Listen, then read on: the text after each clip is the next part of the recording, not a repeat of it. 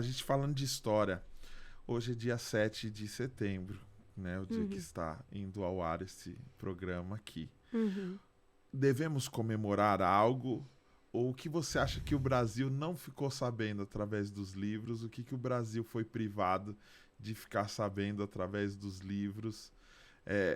Tem uma questão que já está sendo debatida e questionada, que é esse lance de receber o coração de Dom Pedro I aí com honra e tal, sendo que quando a gente vê a história do lado da minoria, tem o lance dele ter sido um colonizador, tem todo esse lance da exploração e tudo mais. Como que é o 7 de setembro para a professora Marina de História?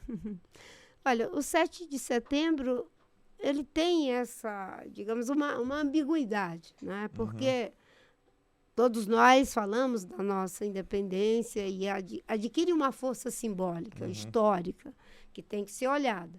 Por outro lado, isso precisa ser interrogado. Que independência foi essa? Independência do quê e para quem? Né? Porque nós continuamos sendo dependentes naquilo que talvez fosse o que há de mais sagrado. O povo preto escravizado continuou tendo que depender de favores, mesmo quando quando lutou e conseguiu conquistar, né, a sua libertação. Os povos indígenas, você falou, enfim, o que ninguém ficou sabendo? O que ninguém ficou sabendo e que às vezes ninguém para pensar é que quando os portugueses vieram para cá, nas caravelas, nós tínhamos 12 mil pessoas. Essas 12 mil pessoas chegaram aqui e hoje, quando junta com o povo preto escravizado que veio da África, nós somamos cerca de 200 milhões, mais de 200 milhões de pessoas. Mas aqui, antes de chegar aos 12 mil, nós tínhamos mais de 5 milhões de pessoas indígenas. Hoje, não é, aqueles 12 mil são mais de 200 milhões. Os 5 milhões são apenas algo em torno de 900 mil pessoas. Isso significa que foram mortos 1 milhão de indígenas a cada século.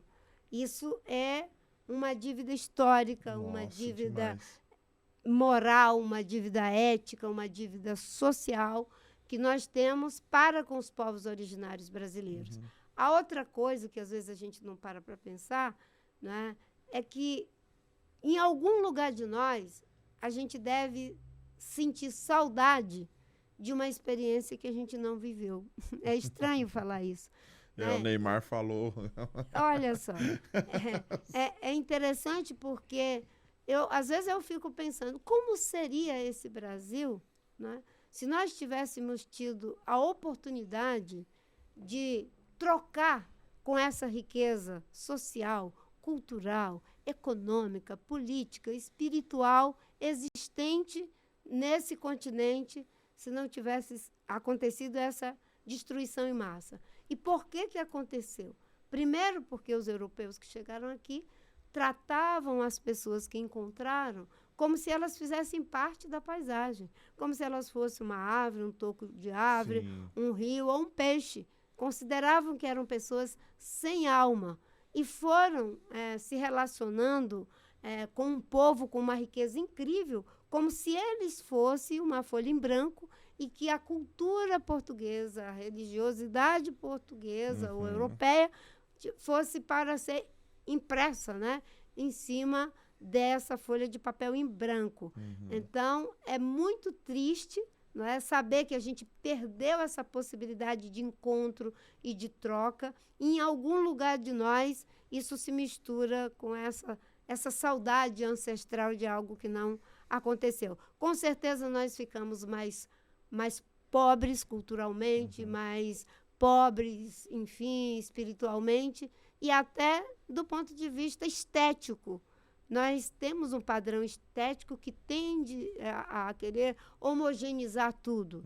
E essa diversidade, ela seria muito boa para esse encontro, se tivesse sido um encontro. Mas, infelizmente, acabou se transformando num confronto muito desigual.